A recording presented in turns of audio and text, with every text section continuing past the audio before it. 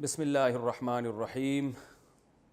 آج میں انشاءاللہ سورہ بقرہ کا 10واں رکوع اس کی انشاءاللہ میں جو تفسیر باقی رہ گئی تھی وہ آپ کے سامنے پیش کروں گا۔ اس رکوع کا لفظی ترجمہ اور گرامر کے لحاظ سے ہم نے اس کو حل کر لیا تھا، اور آیت نمبر 85 یہ آیت نمبر 85 بھی 84 تک ہو چکا ہے۔ 85 نمبر آیت انشاءاللہ آج ہم پڑھیں گے اور اس کی تفسیر بیان ہوگی۔ وَإِذْ أَخَذْنَا مِيثَاقَكُمْ لَا تَسْفِكُونَ دِمَاءَكُمْ، اور اس وقت کو یاد کرو جب ہم نے تم سے مضبوط عہد لیا تھا کہ تم ایک دوسرے کا خون نہیں بہاؤ گے۔ اس آیت کا ایک شان نزول ہے۔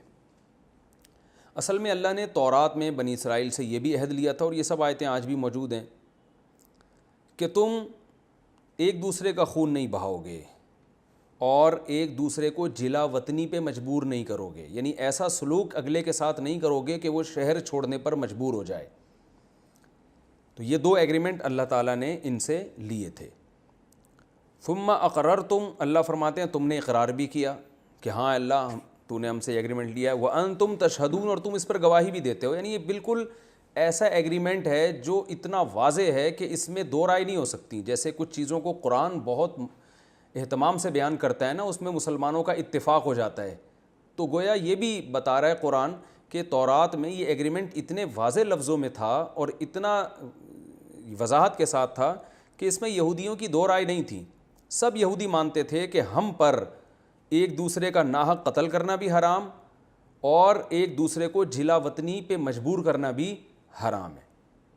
لیکن ہوا یہ، اب یہ اچھی طرح سمجھیں، جو سیرت پڑھنے والے لوگ ہیں نا ان کے سامنے ان قبائل کا تذکرہ بہت آتا ہے، تو اس لیے جو میں 4 قبیلوں کے نام بتاؤں گا وہ آپ نے یاد کرنے ہیں، تاکہ کبھی بھی آپ سیرت پڑھتے ہیں یا قرآن میں جو بہت سے واقعات ہیں نا ان کا ان قبائل سے بڑا گہرا تعلق رہا ہے، یعنی ان میں ان کا تذکرہ بہت آتا ہے، تو یہ ذہن میں رکھیں۔ انصار کے 2 قبیلے تھے، اوس اور خزرج۔ اوس خزرج یاد کر لیں، ان میں بنو نہیں لگا ہوا، یہ ذہن میں رکھیں، اس سے یاد رہے گا آپ کو۔ اوس اور خزرج، اوس الف سے آتا ہے تو وہ پہلے رکھ لیں، خزرج دوسرے نمبر پہ یاد کر لیں۔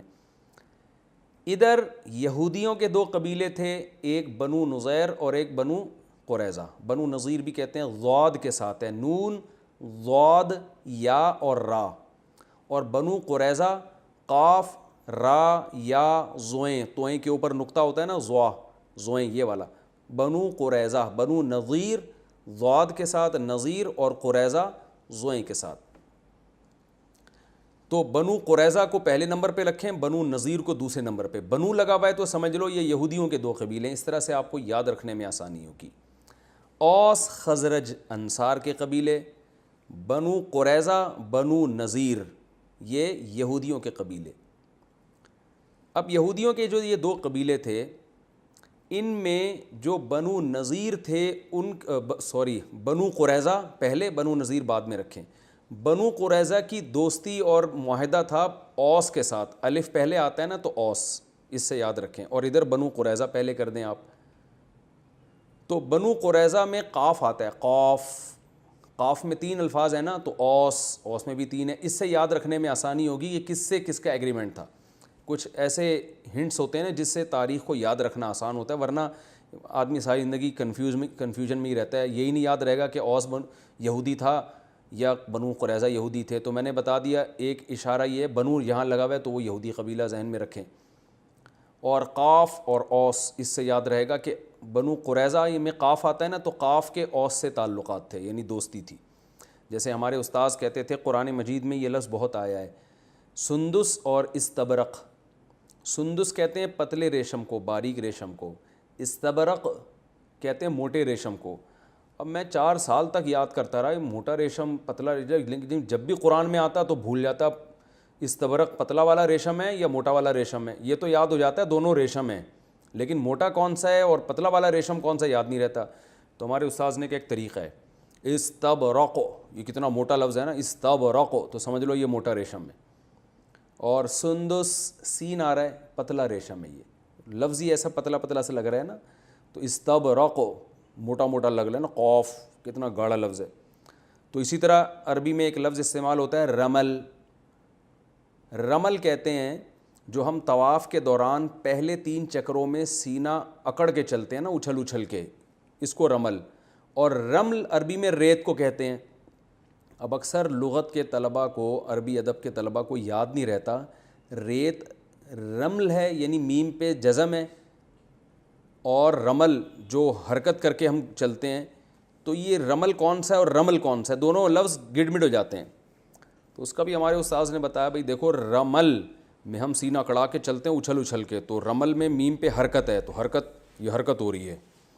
اور رمل میں میم پہ سکون ہے, جزم ہے, سکون, ریت آرام سے پڑی ہوئی ہوتی ہے, زیادہ ہل نہیں رہی ہوتی. تو اس سے اس قسم کے اشاروں سے نا ایک جیسے الفاظ کو یاد کرنا آسان ہو جاتا ہے. تو اسی طرح آپ نے کیا کرنا ہے, اوس یہ تھے بنو قریظہ, قریظہ میں قاف آتا ہے, تو اوس کے تعلقات تھے بنو قریظہ کے ساتھ, اور خزرج اس کے تعلقات تھے بنو نذیر کے ساتھ. اب ظاہر ہے جب بنو قریظہ کو آپ نے اوس سے ملا دیا تو اب وہ اسی کے ساتھ ہی ملے گا. تو ان دونوں کے آپس میں ایگریمنٹ تھے. اوس اور خزرج کی لڑائیاں ہوتی تھیں جو انصار کے قبائل تھے.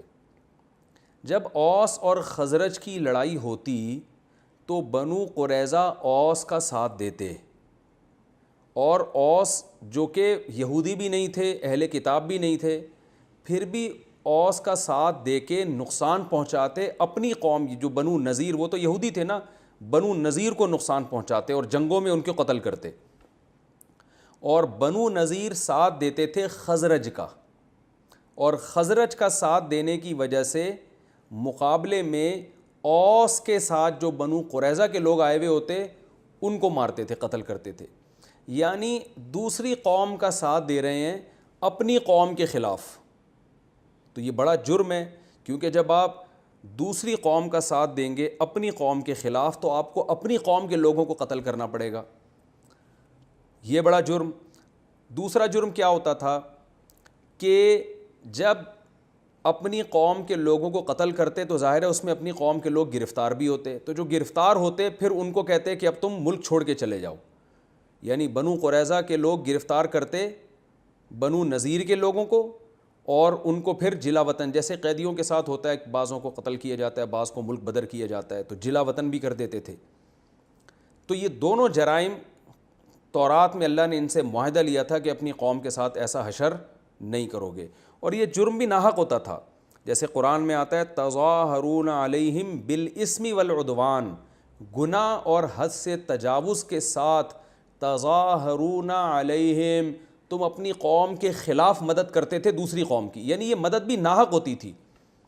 دیکھیے اپنی قوم کا ساتھ دینا ظلم ہے, یہ بالکل جائز نہیں ہے, اور دوسری قوم کا ظلم میں ساتھ دے کے اپنی قوم کو پٹوانا یہ تو اور بڑا جرم ہو گیا نا. تو یہ کام یہودی کر رہے تھے, یعنی بنو قریظہ اوس کا ساتھ دیتے تھے ناحق, جبکہ ان کو پتہ بھی ہوتا تھا کہ اوس غلطی پر ہیں, لیکن چونکہ بس ہماری انڈی والی, جس کو پشتوں میں انڈی وال کہتے ہیں نا, اور اردو میں دوستی یاری, اور ہماری جو ہے وہ مفاد چونکہ اوس سے وابستہ ہیں, کیونکہ کوئی مالی لین دین ہوگا یا اور کچھ مفاد ہوں گے, تو ہمارے مفاد اوس کے ساتھ ہیں. تو اوس جب خزرج کے پر حملہ کرے گا, اور اس میں اگرچہ خزرج کے ساتھ ہماری قوم کے لوگ بھی ہوں گے, لیکن ہم نے نہیں دیکھنا, ہم نے تو اپنا مفاد دیکھنا ہے, ہم نے خزرج سے کو بھی مارنا ہے, اور اس میں اپنے جو اہل کتاب ہیں جو حضرت موسیٰ پہ ایمان رکھتے ہیں ان کو بھی قتل کرنا ہے. تو یہ سب ناحق ہو رہا ہوتا تھا. تو وہ لوگ بھی ایسا کرتے تھے, جب ان کا موقع آتا تو وہ حملہ کرتے, ان کو موقع ملتا تو یہ حملہ کرتے. تو کیا مطلب, دوسری قوموں کا دست و بازو بن رہے ہیں اپنی قوم کے خلاف. یعنی ایک تو اپنی قوم کے خلاف کوئی جنگ ہو رہی ہو, کوئی پھڈا ہو رہا ہو تو سمجھ میں بھی آتا ہے, دوسری قوم کی چمچہ گیری میں اتنے آگے بڑھ جانا کہ اس چمچہ گیری میں اپنوں کو مارنا شروع کر دینا.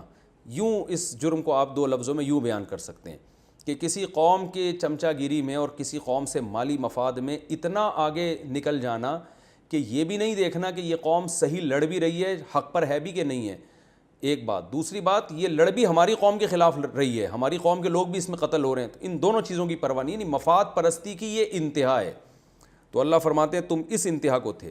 لیکن انگلی کٹا کے شہیدوں میں نام لکھوانے کے لیے کیا کرتے تھے کہ جب قیدی آتے نا ان کے پاس, جیسے بنو قریظہ نے اوس کا ساتھ دیا، جنگ میں بنو نذیر کے لوگ بھی گرفتار ہو کے آ گئے۔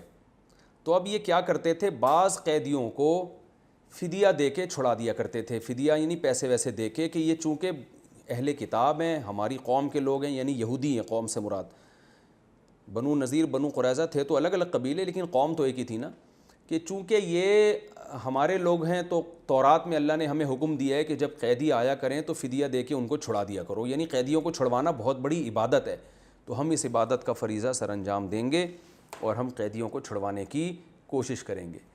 تو اللہ فرماتے ہیں کہ جو بڑا جرم ہے قتل کرنا اور جلا وطنی کرنا، اس میں تمہیں تورات نظر نہیں آ رہی، اور جو بہت آخر میں آسان حکم تھا کہ کچھ پیسے دے کے اپنے قیدی کو چھڑا لینا، اس میں تم تورات کا حوالہ دیتے ہو کہ ہم یہ کام اللہ کی رضا کے لیے کر رہے ہیں، کیونکہ اللہ نے حکم دیا ہے تورات میں کہ قیدیوں کو چھڑانا بہت بڑی عبادت ہے، تو ہم اس عبادت کو کریں گے۔ تو اللہ فرماتے ہیں اس کو چھڑانا جہاں عبادت ہے تو اس کو پکڑنا کہاں سے، وہ بھی تو اللہ نے منع کیا ہے، تو پکڑتے کیوں ہو ان کو، ایسے کام کیوں کرتے ہو کہ وہ قید میں آئیں تمہاری۔ یعنی اس کی مثال ایسے ہے جیسے آپ پرندے پکڑ پکڑ کے پنجروں میں ڈالیں، لوگ کر رہے ہوتے ہیں نا یہ، کہ پرندے پکڑ کے پنجروں میں ڈالتے ہیں، پھر کوئی مصیبت آتی ہے تو پرندے آزاد کرتے ہیں کہ صدقے کا ثواب ملے گا، تو بھائی پکڑا بھی تو تم نہیں تھا نا اس کو۔ اور اس کی آسان مثال، آپ نے کیا کیا، لوگوں پہ ظلم کر کر کے ان کو قید کر لیا، اب جب بھوک لگتی ہے تو آپ ان کو کھانا کھلاتے ہیں، اور کہتے ہیں قرآن میں بھوکوں کو کھانا کھلانے میں آتا ہے کہ بڑا ثواب ہے، تو قرآن میں جہاں بھوکوں کو کھانا کھلانے کا ثواب ہے، وہاں لوگوں کو جیل میں بلا ناحق ڈالنا اور قید کر دینا اور ان کو اس مقام تک لانا کہ وہ کھانے پینے میں آپ کے محتاج ہو جائیں، یہ بھی تو حرام ہے نا۔ تو اس بات کو قرآن مجید بیان کر رہا ہے کہ تم یہاں تک نوبت آنے کیوں دیتے ہو کہ اگلا گرفتار ہو جائے، تمہارے رحم و کرم پہ آئے اور تم پھر فدیہ دے کے اس کو آزاد کرنے کا ثواب حاصل کرو، یہ کون سے ثواب کی قسم ہے؟ تو اس کو قرآن نے بیان کیا، وَإِذْ أَخَذْنَا مِيثَاقَكُمْ، اس وقت کو یاد کرو جب اللہ نے تم سے عہد لیا، لا تسفکون دماءکم، ایک دوسرے کا خون نہیں بہاؤ گے، ولا تخرجون انفسکم من دیارکم، اپنی جانوں کو، یعنی اپنی قوم کے لوگوں کو قرآن نے اپنے ہی آپ سے تعبیر کیا ہے کہ اپنی قوم ہی کمزور ہوتی ہے نا، اس سے خود بھی کمزور ہو جاؤ گے، تو اپنے آپ کو یعنی اپنی قوم کے لوگوں کو جلا وطنی پہ مجبور نہیں کرو گے، تم نے اقرار بھی کیا، تم اس پر گواہ بھی ہو، ثم انتم ہؤلاء، اللہ فرماتے ہیں پھر تم ہؤلاء یہ ہو، یعنی گویا اللہ بنو نذیر اور بنو قریظہ کی طرف اشارہ کر کے بتا رہے ہیں کہ یہ تمہاری حرکتیں تو آج مدینہ میں تم اپنی آنکھوں سے دیکھ رہے ہو کہ تورات کے حکام کی دھجیاں اڑا رہے ہو، ثم انتم، پھر تم لوگ ہؤلاء ایسے ہو، جو یعنی یہ کوئی تاریخی واقعہ ہم بیان نہیں کر رہے کہ ماضی میں تم نے یہ کیا، اب تم یہ کر رہے ہو، اب تم تورات کی دھجیاں اڑا رہے ہو، کس طریقے سے، تقتلون انفسکم، اپنے جانوں کو یعنی اپنی قوم کے لوگوں کو قتل بھی کرتے ہو۔ تو بنو قریظہ اوس کا ساتھ دے کے بنو نذیر کے لوگوں کو قتل کرتے ہیں، اور بنو نذیر خزرج کا ساتھ دے کے بنو قریظہ کے لوگوں کو قتل کرتے ہیں۔ وَتُخْرِجُونَ فَرِيقًا مِّنْكُم مِّن دِيَارِهِمْ، اور اپنی ہی لوگوں میں سے ایک فریق کو جلا وطنی پر یعنی ان کے شہروں سے نکلنے پر مجبور بھی کرتے ہو جنگ کے ذریعے، تظاہرون علیہم، اور اپنی ہی ان قوم کے لوگوں کے خلاف مدد کرتے ہو، بالاسم، گناہ کے ساتھ، والعدوان، اور حد سے تجاوز کے ساتھ، یعنی اس ظلم کرنے میں تمہارے پاس کوئی دلیل نہیں ہے، ناحق دوسری قوموں کا ساتھ دیتے ہو اپنی قوموں کے خلاف، لیکن آخر میں ایک کام ایسا کرتے ہو جس سے اپنا مسلمان ہونا یعنی اپنا یہودی ہونا ثابت کرتے ہو، وہ کیا ہے، وَإِن يَأْتُوكُمْ أُسَارَىٰ، اگر تمہارے پاس قیدی گرفتار ہو کے آ جائیں، تُفَادُوهُمْ، تو فدیہ دے کے ان کو چھڑواتے ہو، وَهُوَ مُحَرَّمٌ عَلَيْكُمْ إِخْرَاجُهُمْ، حالانکہ ان کا اخراج، ان کو جلا وطنی پہ مجبور کرنا، ان کو اس حالت تک لے کر آنا، یہ بھی تو تم پر حرام تھا نا۔ میں نے جو مثال دی ہے اس سے یہ آیت سمجھ میں آئے گی کہ آپ ایک کسی شخص کو قید کر کے ناحق جیل میں ڈال دیتے ہیں، اور پھر جناب اس کو کھانا کھلا کے یا اس کو چھڑوانے کی کوشش کر رہے ہیں کہ تھوڑے سے پیسے دے کے اس کو چھوڑ دو، اور کوشش کو یہ کہہ رہے ہیں کہ دیکھو میں کتنا نیک آدمی ہوں، تو یہ کیا بات ہے کہ آپ نے اس کو یہاں تک لائے کیوں؟ تو اللہ فرماتے ہیں کہ اپنا مسلمان ہونا تم اس طرح سے ثابت کرتے ہو، یعنی یہودی ہونا، کہ قیدیوں کو فدیہ دے کے چھڑوانے کی کوشش کرتے ہو، حالانکہ تم پر ان کا اخراج یعنی یہ عمل کہ جلا وطنی پر مجبور کرنا اور یہ جو حالات ہوئے قتل و غارت، یہ سب کچھ تم پر حرام تھا۔ تو تو یہ کیا بات ہے، افتؤمنون ببعض الکتاب، کیا تم کتاب کے کچھ حصے پر ایمان رکھتے ہو، وتکفرون ببعض، اور کچھ حصے کا انکار کرتے ہو. یعنی تورات کی وہ آیتیں جس میں یہ آتا ہے کہ قیدیوں کو چھڑوانا بہت بڑی عبادت ہے، ان آیتوں پر تم عمل سے یہ ثابت کر رہے ہو کہ تمہارا صرف ان آیتوں پر ایمان ہے، اور وہ آیتیں جن میں ان کو قید کرنا یا جلا وطنی پر مجبور کرنا، اس عمل کو حرام قرار دیا گیا ہے، ان آیتوں کا تم کیا کر رہے ہو، انکار. تو اللہ فرماتے ہیں فما جزاء من یفعل ذلک منکم، بتاؤ تم میں سے جو شخص یہ کام کرے، یعنی آدھی تورات پر ایمان رکھے اور آدھی پر ایمان نہ رکھے، تو اس کا بدلہ کیا ہونا چاہیے، الا خزی فی الحیات الدنیا، سوائے دنیا میں ذلت کے. یعنی یہ تو منافقت ہے نا، کہ تورات سے اپنا رشتہ بھی ختم نہیں کر رہے کیونکہ تمہیں بہت سارے مفاد تورات سے وابستہ ہیں. اہل کتاب جب کہلاتے ہو تو بہت سارے تمہیں فائدے حاصل ہوتے ہیں، تم پڑھے لکھے کہلاتے ہو، تم پیغمبروں پر ایمان والے کہلاتے ہو، تو اس کے لیے جو آسان احکام تھے وہ تم نے عمل کر لیے تاکہ لوگ یہ کہیں کہ تم جناب تورات پر عمل کرتے ہو، اور جو مشکل احکام تھے وہ تم نے بالکل چھوڑ دیے. تو بتاؤ ایسے لوگوں کا کیا بدلہ ہونا چاہیے سوائے دنیا میں ذلت کے. وَيَوْمَ الْقِيَامَةِ يُرَدُّونَ إِلَىٰ عَذَابٍ أَشَدِّ الْعَذَابِ، اور قیامت کے دن ان لوگوں کو اس سے بھی زیادہ سخت عذاب میں مبتلا کیا جائے گا. تو دنیا میں ان کو ذلت ملی، وہ یہ کہ مسلمانوں کے جب حملے ہوئے بنو نذیر اور بنو قریظہ پر ان کو شکست ہوئی اور خود جلا وطنی پر مجبور ہوئے سب کے سب، اور آخرت میں اس سے زیادہ سخت عذاب ہے. وَمَا اللَّهُ بِغَافِلٍ عَمَّا تَعْمَلُونَ، اللہ فرماتے ہیں جو کچھ تم کر رہے ہو اللہ کسی عمل سے بھی غافل نہیں ہے. اولئک الذین اشتروا الحیات الدنیا بالآخرہ، فرمائے یہ ہیں وہ لوگ جنہوں نے آخرت چھوڑ کر دنیا خرید لی، دنیا کے مفاد کے پیچھے چلتے ہیں. فلا یخفف عنہم العذاب، کیونکہ انہوں نے دنیا بس ان کو چاہیے، آخرت ان کو بالکل بھی نہیں چاہیے، لہذا آخرت ان کو بالکل بھی نہیں ملے گی، اور اس کی صورت یہ ہوگی کہ آخرت میں عذاب ان پر کم نہیں ہوگا، بڑھایا جائے گا. اللہ کہے گا دنیا میں جو مزے اڑانے تھے تم نے اڑا لیے، ولا ہم ینصرون، اور نہ ان کی مدد کی جائے گی. یہ ہمارا 10واں رکوع ختم ہوا. اب اس رکوع میں جو اسباق ملتے ہیں ہمیں، میں نمبر وار مختصراً بیان کر کے پھر 11ویں رکوع کی طرف چلتا ہوں. پہلی بات ہمیں یہ پتہ چلی کہ تورات میں اللہ نے بنی اسرائیل سے عہد لیا تھا اللہ کے سوا کسی کی عبادت نہیں. اصول یہ یاد رکھیں کہ تمام فقہا کا اس پر تقریباً اجماع ہے، یہ اصول فقہ میں یہ بات پڑھائی جاتی ہے کہ قرآن تورات اور انجیل کے جو احکام نقل کرتا ہے قرآن میں، تو وہ احکام پر اس امت کے لیے بھی اس پر عمل کرنا واجب ہے. اس کو کہتے ہیں شرائع من قبلنا، ہم سے پہلے جو امتیں گزری ہیں ان کے جو احکام تھے ہم بھی شرعاً ان احکام کے مکلف ہیں. تھوڑی گاڑی اردو استعمال کر رہا ہوں. مطلب یہ ہے کہ اگر تورات اور انجیل میں کوئی حکم ہے اللہ کی طرف سے اور اس کا ہونا ثابت ہو جائے کہ یہ اللہ ہی کی طرف سے تحریف شدہ نہیں ہے، تو فقہا کا اجماع ہے کہ اس امت پر بھی لازم ہے کہ اس پر عمل کرے جب تک کہ اس کے منسوخ ہونے کی ہمارے پاس کوئی دلیل نہ ہو. اگر وہ منسوخ ہونے کی کوئی دلیل نہیں ہے تو چونکہ وہ اللہ کا حکم ہے لہذا اس امت پر بھی اس پر عمل کرنا واجب ہے. اس کی دلیل قرآن مجید میں آتا ہے وَكَتَبْنَا عَلَيْهِمْ فِيهَا، ہم نے بنی اسرائیل پر یہ حکم لازم کیا تھا أَنَّ النَّفْسَ بِالنَّفْسِ، کہ کوئی شخص کسی شخص کو قتل کر دے تو جان کے بدلے میں جان، سزا یہ ہے کہ قاتل کو قتل کیا جائے گا.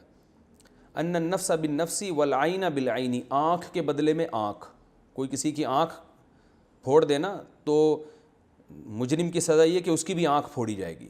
وَالسِّنَّ بِالسِّنِّ، دانت کے بدلے میں دانت، تو یہ جس کو قصاص کہا جاتا ہے کہ اسلام میں یہی ہے کہ کوئی کسی کو کوئی نقصان پہنچاتا ہے نا تو سزا میں مجرم کو وہی سزا دی جائے گی جو اس نے کیا ہے. تو یہ تورات اور انجیل کا حکم ہے جو قرآن نے بیان کیا ہے کہ ہم نے بنی اسرائیل کو یہ حکم دیا تھا. آگے قرآن میں یہ نہیں ہے کہ یہی حکم ہم مسلمانوں کو بھی دے رہے ہیں، لیکن پوری امت کے فقہا کا اجماع ہے کہ مسلمانوں کا بھی یہی حکم ہے، کیونکہ اللہ نے تورات اور انجیل کا حکم قرآن میں بیان کیا اور پھر اس پہ رد نہیں کیا کہ اب اس امت مسلمہ کو یہ حکم نہیں دیا جا رہا بلکہ یہ چینج کیا جا رہا ہے، کہیں بھی نہیں ہے. تو اس لیے اس آیت سے ہی علماء نے یہ دلیل پکڑی ہے کہ اسلام میں جان کا بدلہ جان بھی ہے، وہ تو دوسری آیت سے بھی ثابت ہے، لیکن آنکھ کے بدلے میں آنکھ بھی ہے، دانت کے بدلے میں دانت بھی ہے. تو جو پچھلی امتوں کا حکم ایز اٹ از اللہ نقل کریں گے قرآن میں، اور اس پہ رد نہیں کریں گے کہ یہ حکم منسوخ ہو گیا، تو وہ ہمارے لیے واجب الاتباع ہے۔ تو اس سے صاف پتہ چلتا ہے اسی اصول کے روشنی میں کہ قرآن جب حکم دے رہا ہے کہ ہم نے بنی اسرائیل سے یہ ایگریمنٹ لیا تھا، اور قرآن اس ایگریمنٹ کو بیان کر کے رد نہیں کر رہا کہ یہ ایگریمنٹ منسوخ ہو گیا ہے، تو اس سے پتہ چلتا ہے کہ یہ حکم ہمارے لیے بھی ہے، تو ہم سے بھی یہ ایگریمنٹ لیا جا رہا ہے۔ تو اس لیے بہت مضبوط ایگریمنٹ ہے۔ پہلا، اللہ کے ساتھ کسی کو شریک نہیں کرنا، اور دوسرا والدین کے ساتھ اچھا سلوک۔ والدین کے ساتھ حسن سلوک کا قرآن میں جہاں بھی ذکر ہے یہ توحید کے بعد ہے۔ اس سے صاف پتہ چلتا ہے کہ اللہ کے بعد سب سے بڑا حق والدین کا ہے۔ رسول کا جو حق ہے وہ تو اللہ ہی کی وجہ سے ہے، اس لیے اللہ کے بعد رسول، وہ تو اس لیے کہ آپ اللہ کے سفیر تھے، اس لیے اس حق کو تو اللہ ہی کے حق میں داخل کیا جاتا ہے۔ تو مخلوق کے حقوق میں جو سب سے بڑا حق ہے جن سے ہمارا واسطہ پڑتا رہتا ہے وہ والدین ہیں، اور پھر اس کے بعد رشتہ دار ہیں۔ تو یہ ایگریمنٹ کو آج غیر مسلموں نے اڑا دیا۔ اب دیکھیں، غیر مسلموں کے اچھا سلوک تو وہ کرتے ہیں، لیکن اس میں رشتہ دار اور غیر رشتہ دار کا فرق نہیں کرتے، جبکہ اسلام چونکہ فیملی سسٹم کا قائل ہے، خاندانی نظام کو مضبوط دیکھنا چاہتا ہے، اس لیے قرآن میں جگہ جگہ ہے وَأُولُو الْأَرْحَامِ بَعْضُهُمْ أَوْلَىٰ بِبَعْضٍ، کہ رشتہ داروں کا حق دوسروں کی نسبت زیادہ ہے۔ تو یہ حکم بھی ہے، تو ہمیں اپنے گریبان میں جھانک کے دیکھنا چاہیے کہ ہم رشتہ داروں کو دوسروں پہ ترجیح دیتے ہیں یا نہیں۔ اور رشتہ داروں سے اچھے سلوک کا حکم قرابت کی وجہ سے ہے، تو جو جتنا قریبی ہوگا اس کا حق اتنا ہی زیادہ ہوگا۔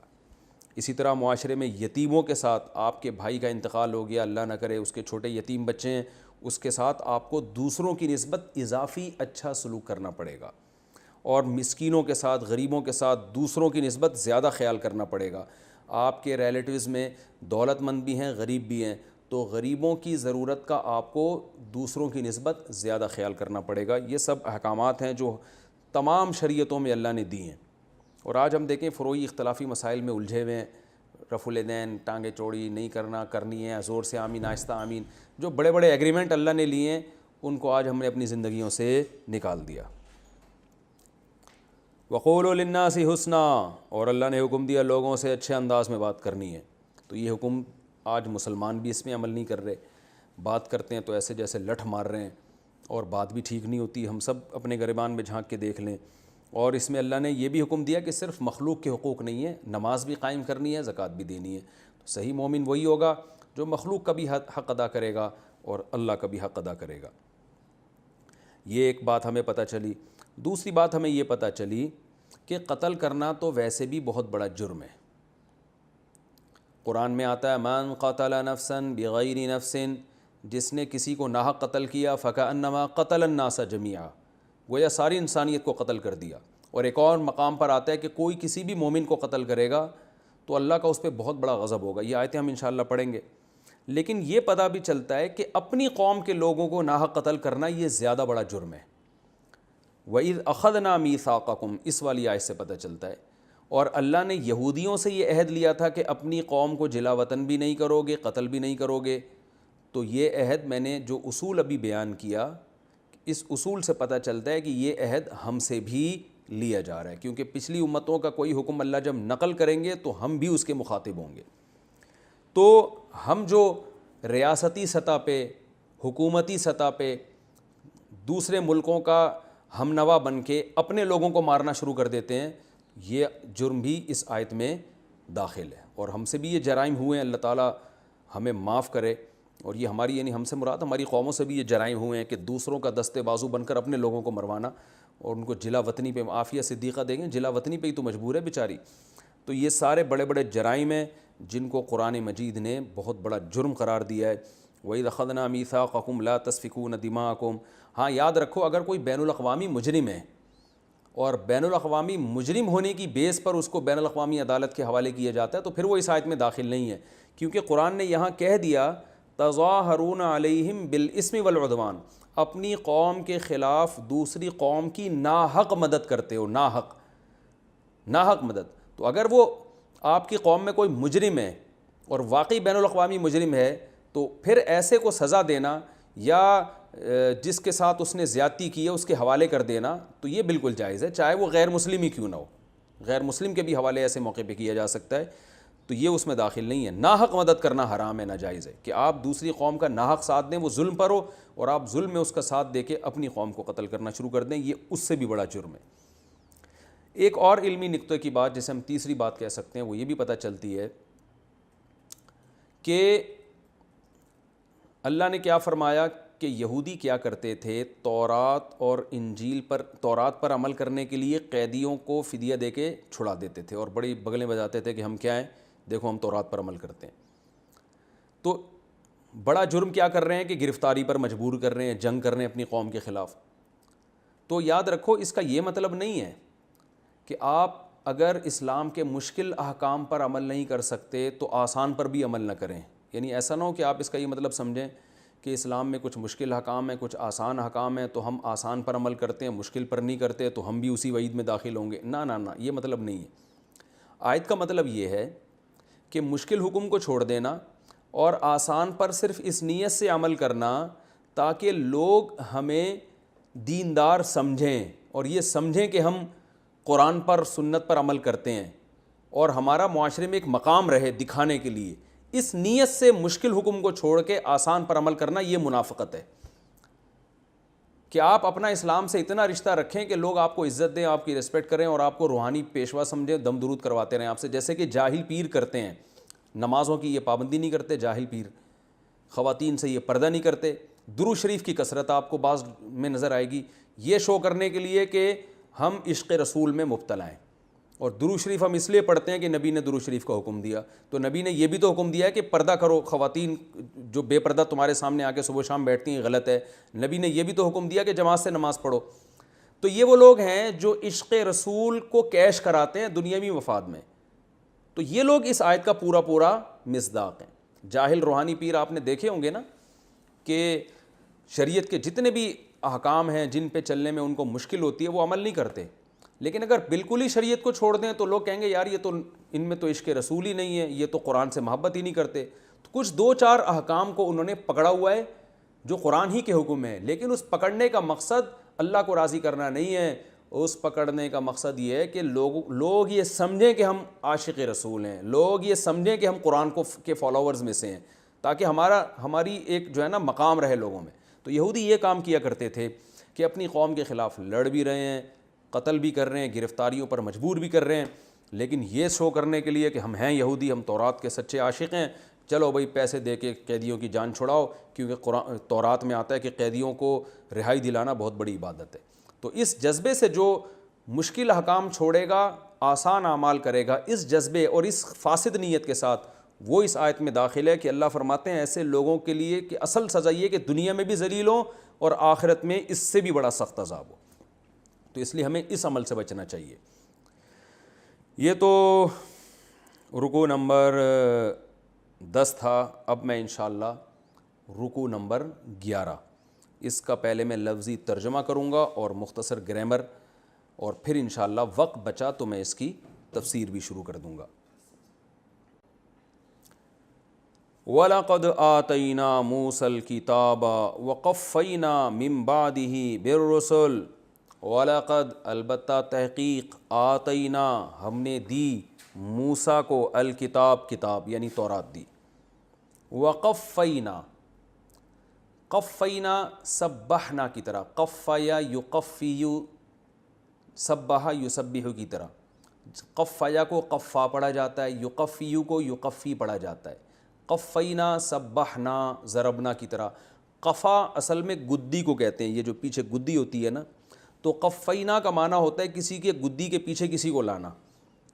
تو لفظی مطلب تو یہ ہے, لیکن عربی میں یہ اس معنی میں استعمال ہوتا ہے کسی کے پیچھے کسی کو لانا, یہ مطلب ہوتا ہے. تو اللہ فرماتے ہیں قفینا من بعدہ, ہم موسیٰ کے بعد لے کر آئے, بالرسل بہت سے پیغمبروں کو, پے در پہ. یعنی گدی کے پیچھے کا اردو میں اب ظاہر ہے لفظی ترجمہ تو نہیں ہوتا نا, تو اس کا با محاورہ ترجمہ کیا ہوگا, ہم نے موسیٰ کو کتاب دی اور من بعدہ موسیٰ کے بعد بالرسل ہم بہت سے پیغمبروں کو, قفینا موسیٰ کے بعد لائے, پے در پہ. کیونکہ کوئی چیز گدی کے پیچھے ہوتی ہے نا, پے در پہ لائن لگا کے آ رہی ہوتی, یعنی لائن سے بہت سارے پیغمبر ہم نے موسیٰ کے بعد بھیجے. وآتینا, اچھا لفظی ترجمہ یاد رہے گا آپ نے جب اس آیت کا ترجمہ کرنا ہے کیسے کرنا ہے. ہم نے موسیٰ کو کتاب دی اور موسیٰ کے بعد بہت سے رسول پے در پہ بھیجے. یہ مطلب ہوگا اس کا. اب پے در پے کا ہی مطلب نہیں پتہ تو پھر میں کیا کر سکتا ہوں. وَآتَيْنَا اور ہم نے دی عیسیٰ ابن مریم کو. وَآتَيْنَا عیسیٰ ابن مریم, عیسیٰ جو مریم کے بیٹے تھے ان کو عطا کی البینات, بہت سارے دلائل. بین واضح دلائل.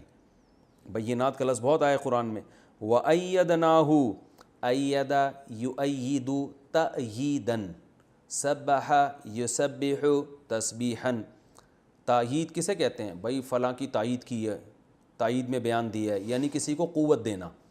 آپ جب کسی کی تائید کرتے ہیں تو اس کا مطلب آپ اس کو تقویت دے رہے ہوتے ہیں, قوت بخش رہے ہوتے ہیں, اس کو موٹیویٹ کر رہے ہوتے ہیں.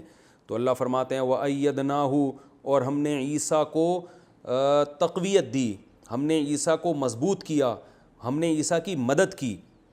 بروح القدس, روح کا معنی روح, قدس کا معنی مقدس, مقدس روح کے ذریعے.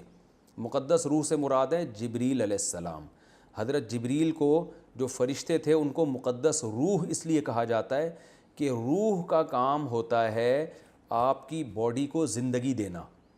تو ہماری جسم والی باڈی کی زندگی کے لیے جو چیز ہمارے اندر ہے وہ بھی روح ہے, اور جبریل علیہ السلام ہماری روحانی زندگی کی حیات کا ذریعہ ہیں. دیکھیں ہماری جسمانی زندگی کی حیات کا ذریعہ جو چیز ہے وہ بھی روح ہے, اور ہماری روحانی زندگی کی حیات کا ذریعہ جبریل ہیں, کیونکہ جبریل پیغمبروں کو وحی لے کر آتے تھے پیغمبروں کے پاس, اور وحی کے ذریعے ہمیں روحانی زندگی ملتی ہے. تو اس لیے جبریل علیہ السلام کا لقب ہی روح ہے, اور مقدس روح اس لیے کہ وہ زندگی بھی اچھی زندگی ملتی ہے, پاکیزہ تعلیمات لے کر آتے ہیں. روح کی بھی دو قسمیں نا, خبیث روح اور اچھی روح. تو اچھی روح ہماری باڈی میں پیدا ہوتی ہے, اس کو تقویت ملتی ہے تو جبریل کی تعلیمات کی وجہ سے. اس لیے ان کو روح القدس کہا گیا ہے, روح امین بھی کہا گیا ہے کہ امانت والی روح, کیونکہ وہ اللہ کے پیغام میں خیانت نہیں کرتے تھے. آفا کلما, آ کا معنی کیا, فا کا معنی تو, کلما کا معنی جب بھی.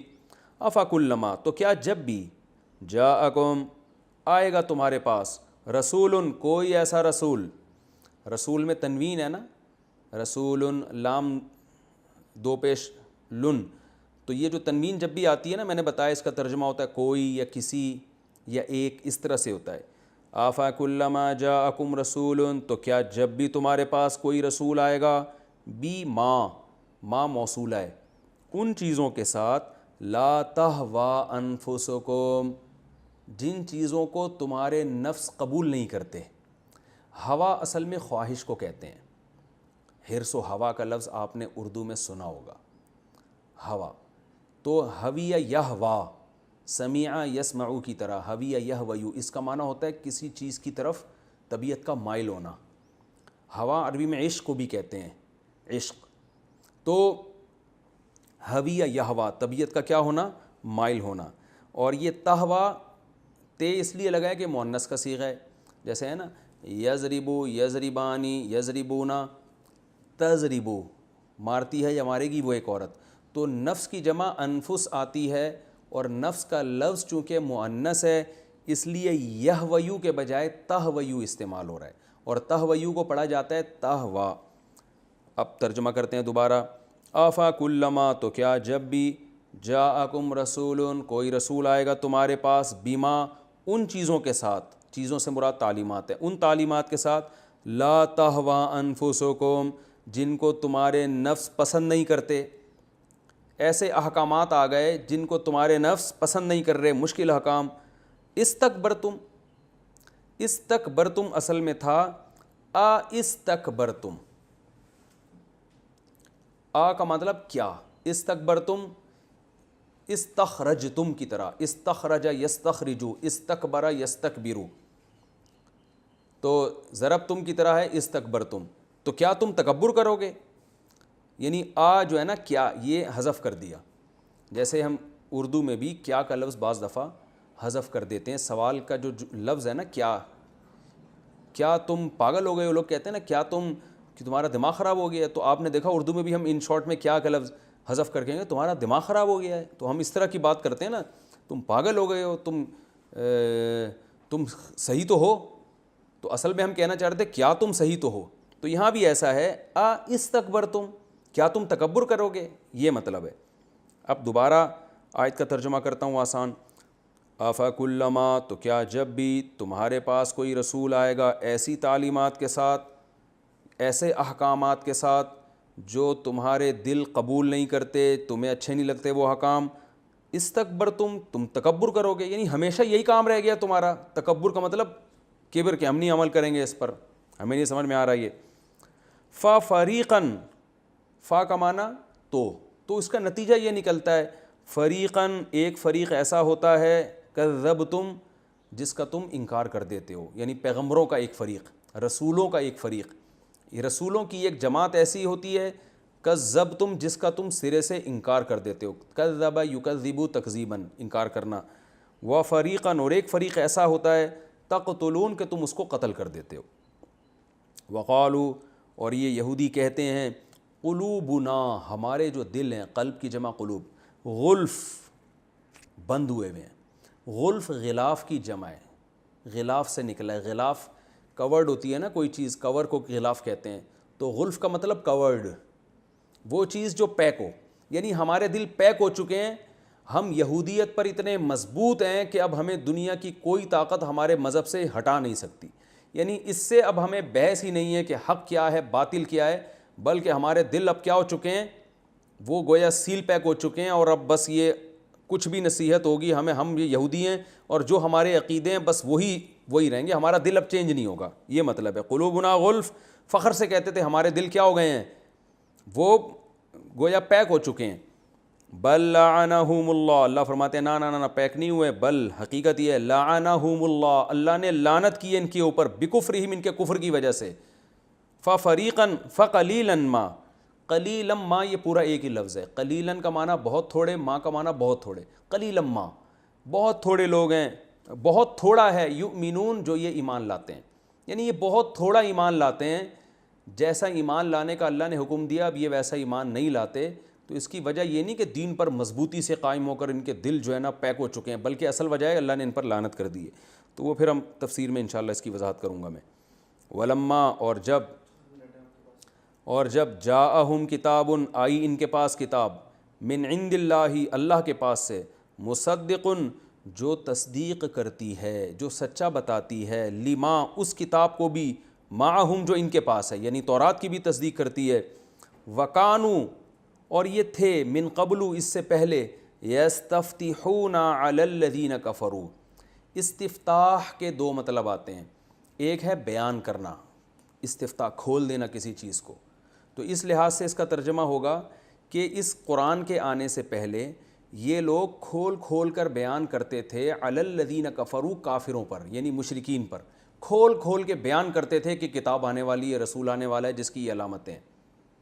اور دوسرا مطلب یستفتحون ہے فتح طلب کرنا، مدد طلب کرنا، فتح استفسینتا طلب کے لیے بھی آتا ہے نا، یعنی یہ کافروں پر جو مشرک ہیں ان پر مدد طلب کرتے تھے کہ ایک پیغمبر آنے والا ہے اور ایک اللہ کی کتاب آنے والی ہے، ہم اس پیغمبر کا ساتھ دے کے تم پہ غالب آ جائیں گے، یعنی ان کے خلاف مدد طلب کرتے تھے کہ ایک کتاب اور پیغمبر آئے گا تو ہماری مدد ہوگی اور ہم اس پر ایمان لائیں گے اور دنیا پہ غالب آ جائیں گے۔